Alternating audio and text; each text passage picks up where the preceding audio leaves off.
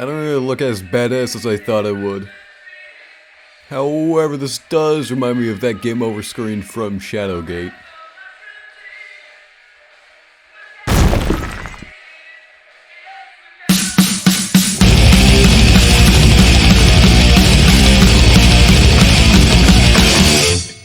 Hey, I'm the remains of a retarded hamster from hell reviewing shit, and I'm sad Max have become such a poor way to play games. Like nowadays, trying to run Minecraft is impossible since it's optimized with fucking 3 threads and a few popsicle sticks. However, back in the 80s and 90s, this wasn't the case. Macs were really, and I mean really good for gaming. They weren't perfect, however, due to being architecturally different in like almost every single Mac released, making it difficult to play on some specific Macs, but then it would work on like another.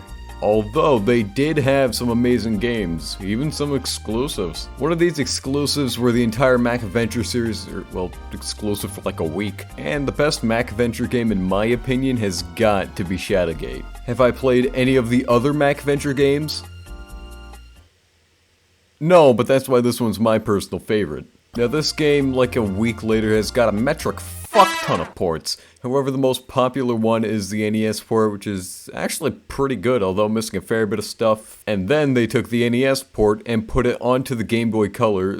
Anyways, let's get into the game. This is the Game Boy Color version, which in turn is based off the NES port and is considerably much easier. Wouldn't call this an easy game by any means, but wouldn't call it hard if you know what you're doing. The story of the game is you wake up remembering a wizard casting a spell, you see yourself in front of a door, and you're essentially being told to defeat the warlock who will destroy the world. The writing, although not being LucasArts good, still pretty good for a game from the 80s and can go into great detail and isn't difficult to read at all. The game is a simple point-and-click adventure game, kinda like the Lucas games, except first person, and this game centers around trial and error, seeing what works and what doesn't, and this game is very generous with its checkpoints, allowing you to save at any point, just like the PC versions. The only problem with this trial and error aspect is that you will die again and again and again, to where it's just to amuse the lords above. And the messages when you die are actually surprisingly detailed for a game on a Nintendo system. And all the 100 ways you can die can be from getting dissolved, sucked into space. You can literally commit suicide in this game with a sword you find later on.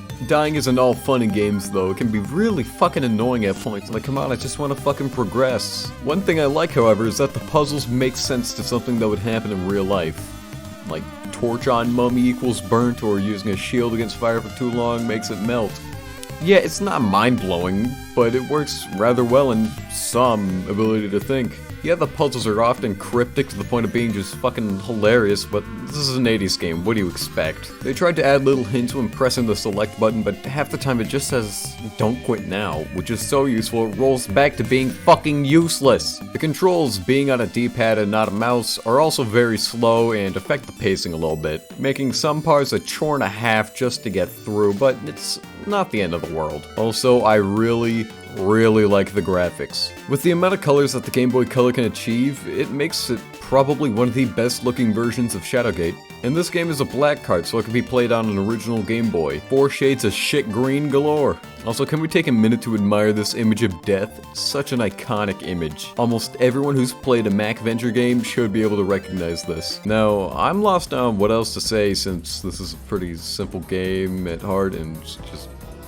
have lots of deaths. Now, in conclusion, would I recommend you buy this game? Honestly, depends on if you're into these games, but I'd say hell yeah! Is it rough around the edges? Yes. But is it good? Yes. I wouldn't say this is the best way to play the game. The original Mac version is probably the best way to play the game, but this certainly isn't a bad way to play the game at all. I'm the remains of a retarded hamster from hell, and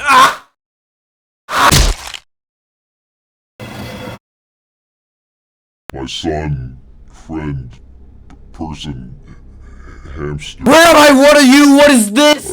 Dracula, he's grabbing my leg and is about to turn me into the fucking ashes of the queen. Listen, I am the totally, 100% totally real Satan, and this is my crib.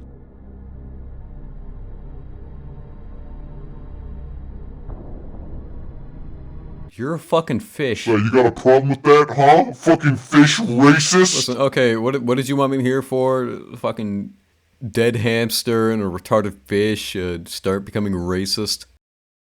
See that robe you're wearing? Not really, all I see is me. Do you my kind sir, want to know where it came from? Lazy dad died, brought his robe with him, probably explains why there's a fucking cum stain on here. I mean, yeah, but do you want to know on why it was given to you from the lords below? 'Cause it's badass? Listen, if you can tell already, you're death whether you fucking like it or not.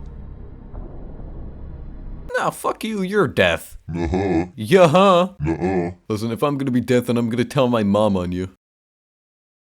Fuck you, take your scythe forged from the sperm of whale sperm and the bone of indigenous kids found buried near residential schools.